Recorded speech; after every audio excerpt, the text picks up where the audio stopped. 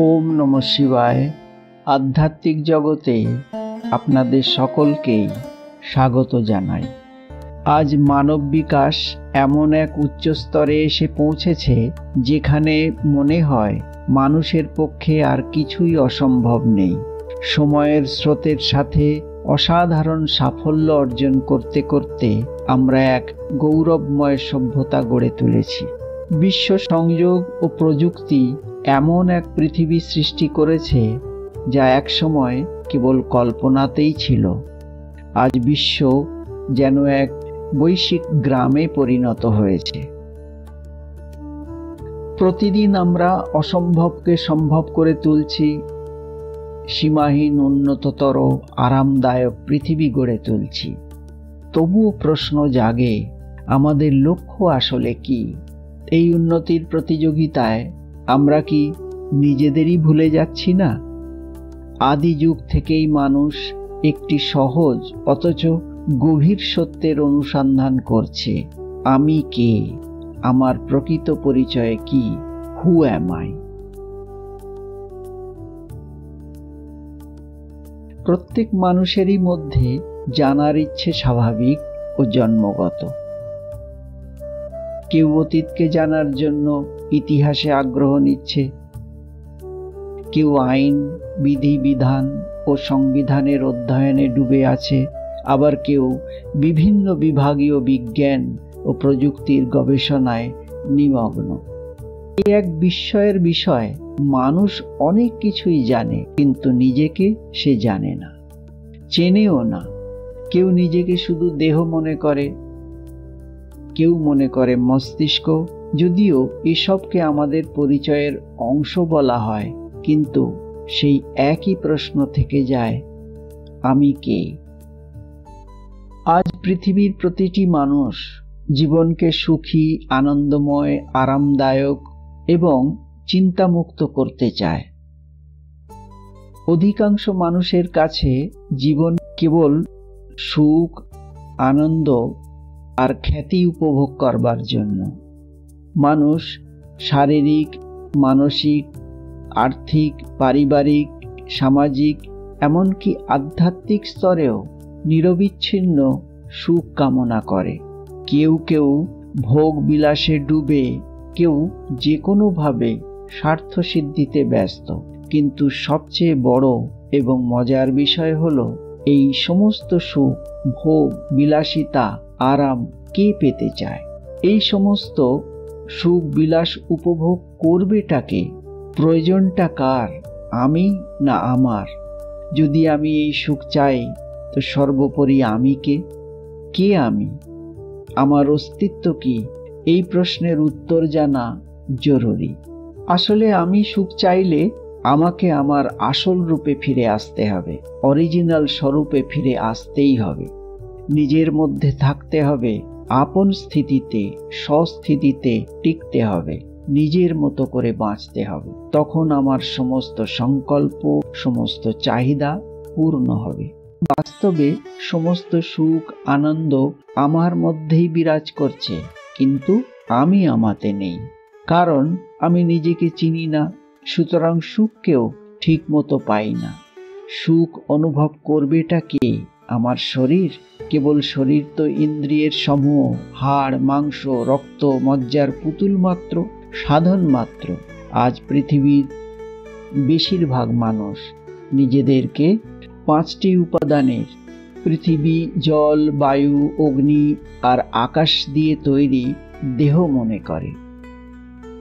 কিন্তু আমরা কেবল জড়দেহ নই, আমরা প্রত্যেকে এক একটি চেতন আত্মা, আলোর সূক্ষ্ম বিন্দু, চৈতন্য শক্তি যা দেহকে চালায়। শরীরটা আত্মার বাইরের আবরণ মাত্র। এই আত্মন বা আত্মা মস্তিষ্কের মাঝখানে, হাইপোথ্যালামাস, পিটুইটারির মাঝখানে থাকে এবং এই দেহকে সূক্ষ্ম দেহ এবং 7টি চক্রের মাধ্যমে পরিচালনা করে এবং সেই সাথে সবকিছু অনুভবও করে। পৃথিবীতে 2 ধরনের চেতনা আছে, এক দেহ চেতনা, দ্বিতীয় আত্মচেতনা।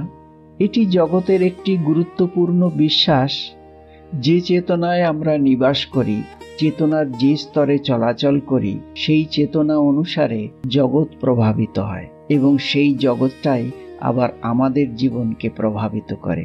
সেখান থেকেই সুখ দুঃখ আমাদের জীবনে প্রবেশ করে। অর্থাৎ আমরাই আমাদের চারপাশ পরিবেশ পরিস্থিতি সৃষ্টি করে চলেছি। আমরা নিজেদের তৈরি মায়াজালে নিজেরাই ফেঁসে আছি।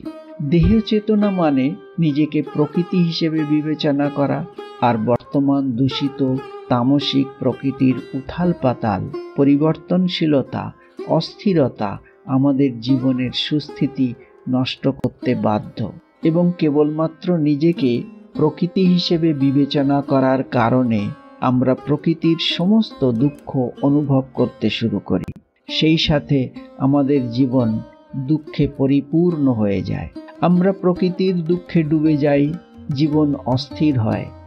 এর বিপরীতে আমরা যদি আমাদের প্রকৃত স্বরূপে ফিরে যাই, আমরা নিজের প্রকৃত স্বরূপে অর্থাৎ আত্মচেতনায় স্থির থাকি, তাহলে আমাদের জীবনে চিরকাল পরম সুখের বৃষ্টি হবে। এটাই একান্ত নিজস্ব ধারণা, আমাদের নিজের ধর্ম, এটাই স্বধর্ম, এটাই পরম সুখের ধর্মাচরণ। শরীর জন্ম নেয়, বাড়ে, বার্ধক্যে পৌঁছায়, কিন্তু আত্মা সজীব, অবিনাশী, চিরন্তন। শরীর ও আত্মা দুটোই কিন্তু গুরুত্বপূর্ণ। শরীর বিনা আত্মা প্রকাশ পায় না, আবার আত্মা বিনা শরীর সব জড়বৎ, চেতনাহীন, ভ্যালুলেস, পচনশীল বর্জ্য পদার্থ মাত্র। তাই বলে শরীরটাকে অবহেলা করা উচিত না। আত্মা অনুভূতি শরীর বিনা অসম্ভব। কিন্তু ভুল হয় যখন আমরা শরীরকে আমি ভাবি। এই ভুলটাই অবিদ্যা, আর এই আমিটাই অজ্ঞানের আমি। বাস্তবে আত্মাই আমি, আত্মাই সচেতন শক্তি, আত্মাই এই শরীরের মালিক, 5টি জ্ঞানেন্দ্রিয় ও 5টি কর্মেন্দ্রিয়ের নিয়ন্ত্রক। আত্মা একটি সচেতন শক্তি, কারণ শরীর কেবল একটি উপায়, সাধন বা যন্ত্র মাত্র। এর আগে আমরা শরীরকে গাড়ি, যানবাহনের সাথে তুলনা করে জেনে নিয়েছি শরীর গাড়ি, আত্মা ড্রাইভার। আজ দেহের সাথে আত্মার সম্পর্ক আমি এবং আমার আকারে বোঝার চেষ্টা করি। ঠিক যেমন আমরা বলি আমার শরীর, কিন্তু আমি শরীর নই। যেমন আমরা বলি আমার বাড়ি, আমি বাড়ি বলি না। বাড়িটা আমার শরীরের থাকার ঘর, আমি থাকি শরীরের মধ্যে। সুতরাং আমি বাড়িটির এবং শরীরের মালিক। ঠিক একইভাবে আমরা বলি আমার হাত, আমার পা, কিন্তু আমি হাত বা পা নই। তবে বলছেটাকে আমি। আমি অর্থাৎ আত্মা বা আত্মন, এটা স্পষ্ট এক সচেতন শক্তি। এক সচেতন শক্তি হলো আমি, আত্মা, যেই শরীরের মালিক। আজকের এই ভিডিওতে আমরা এই দেহের সাথে আত্মার সম্পর্ক বুঝতে চেষ্টা করলাম। আত্মার রূপ কি, এই প্রশ্নের উত্তর খোঁজার চেষ্টা করলাম। কারণ যতক্ষণ না আমরা আত্মাকে স্পষ্ট রূপে জানতে পারছি, ততক্ষণ আমরা প্রকৃত প্রেম, শান্তি ও সুখ, আনন্দ অথবা শক্তি কিছুই অনুভব করতে পারি না। শক্তিহীন আত্মা তো সুখ ভোগ করতেও পারে না। সিদ্ধান্ত নেয় আত্মা। আত্মাই আমাদের প্রকৃত সত্তা, চেতনার কেন্দ্র। ঠিক যেমন একজন ব্যক্তির হাতে যদি ছুরি থাকে, সেই ছুরি কি জানে যে তাকে সবজি কাটতে হবে নাকি হিংসা করতে হবে? সে সিদ্ধান্ত নেয় না। একইভাবে ছুরি ব্যবহারকারী হাতগুলিও ভাবে না যে আমাকে এটি দিয়ে সবজি কাটতে হবে নাকি কাউকে হত্যা করতে হবে। কারণ ছুরির মতো হাতও একটি যন্ত্র। সিদ্ধান্ত গ্রহণের ক্ষমতা, ভালো মন্দ সূক্ষ্মভাবে বিচার করবার ক্ষমতা কেবলমাত্র আত্মার। আত্মাই হলো আমার প্রকৃত সত্তা, চেতনার কেন্দ্র। আত্মা নিজেই সুখ দুঃখ অনুভব করে শরীরের মাধ্যমে, জ্ঞানেন্দ্রিয়, স্নায়ুতন্ত্র ও কর্মেন্দ্রিয়ের মাধ্যমে। আত্মা একটি অত্যন্ত সূক্ষ্ম ঐশ্বরিক আলোর বিন্দুর আকারে থাকে। এটি আমাদের মনে করিয়ে দেয় যে আত্মার শাশ্বত প্রকৃতি বিশুদ্ধ এবং পবিত্র। আত্মা জন্ম নেয় না, মরেও না, চিরকাল থাকে। আমি আত্মা, আমি আমার পর্যবেক্ষক।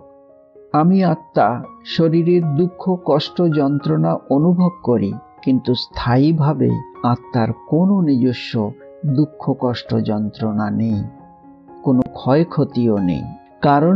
কারণ আত্মা এক ঊর্জা, চৈতন্য শক্তি, আর শক্তি যার কোনো বিনাশ নেই, কেবল রূপ পরিবর্তন হয়। আত্মা শরীরের মাধ্যমে সুখ দুঃখ অনুভব করে, কিন্তু আত্মার নিজস্ব কোনো ক্ষয়ক্ষতি নেই। আত্মার শক্তি চৈতন্য, যার বিনাশ নেই। আত্মা একটি অত্যন্ত সূক্ষ্ম ঐশ্বরিক আলোর বিন্দুর আকারে থাকে। এটি আমাদের মনে করিয়ে দেয় যে আত্মা শাশ্বত এক ঊর্জা, চৈতন্য শক্তি। আধ্যাত্মিক জ্ঞান মানে আত্মাকে জানা। আধ্যাত্মিক জ্ঞান আমাদেরকে বোঝায় আমরা কে বা কি, আমাদের দায়িত্ব কি। এই আত্ম অন্বেষণ জীবনকে বদলে দিতে সক্ষম। আমরা কি আধ্যাত্মিকতায় নিবাস করছি না ভৌতিকতায়? আমরা কি করে জানব যে আমরা দেহভানে, দেহবোধে আছি না আত্মবোধে বিরাজ করছি? যদি আমরা শুধুমাত্র দেহ, শরীর নির্বাহের জন্য দেহের পদার্থ, অন্ন, বস্ত্র, বাসস্থানের সাথে ধন সম্পদ একত্রিত করবার প্রতিযোগিতায় মেতে থাকি, কেবল দেহের সুখের জন্য সম্বন্ধ প্রতিষ্ঠায় ব্যস্ততা দেখাই, কেবলমাত্র দেহের ধর্ম, আহার, নিদ্রা, ভোগে, বংশবৃদ্ধিতে ডুবে থাকি, বর্তমান ভৌতিক জগতের যে আকর্ষণীয় রং বেরং চমকে মাতোয়ারা হই, যদি আমরা শুধুমাত্র দেহকেন্দ্রিক হই, সব মিলিয়ে যদি খুব টেনশন ফিল করি, তাহলে বুঝতে হবে আমি নিজেকে শরীর ভাবছি, অর্থাৎ দেহবোধে আছি। তাহলে বুঝতে হবে আমরা দেহ চেতনায় আছি। বুঝতে হবে আমি নিজেকে শরীর ভাবছি। যদি আমরা প্রকৃত শান্তি খুঁজে পেতে চাই, ভিতর থেকে অবিনাশী অখণ্ড সুখ পেতে চাই, বিশুদ্ধ প্রেম ভালোবাসা পেতে চাই, সকল দুর্বলতা নাকারাত্মক ভাবনার অবসান ঘটিয়ে আত্মনির্ভর আত্মশক্তি অর্জন করতে চাই, সত্য জ্ঞান অনুসন্ধান করতে চাই, নিজেকে খুঁজতে চাই, আত্ম অন্বেষণ করতে চাই, ধ্যানমগ্ন হতে চাই অন্তর থেকে, তবে জানব আত্মা নিজ জগতে ফিরতে চাইছে। মন ফিরতে চাইছে নিজ নিকেতনে। আত্মা চাইছে নিজ ঘরে ফিরতে। এটাই আসল ঘর বাপসি। সেই ঘরে ফিরেই শুরু হবে আত্মবোধের যাত্রা, যা আমাদের চিরন্তন শাশ্বত সুখের দ্বার উন্মুক্ত করবে। ওম শান্তি। ওম নমঃ শিবায়।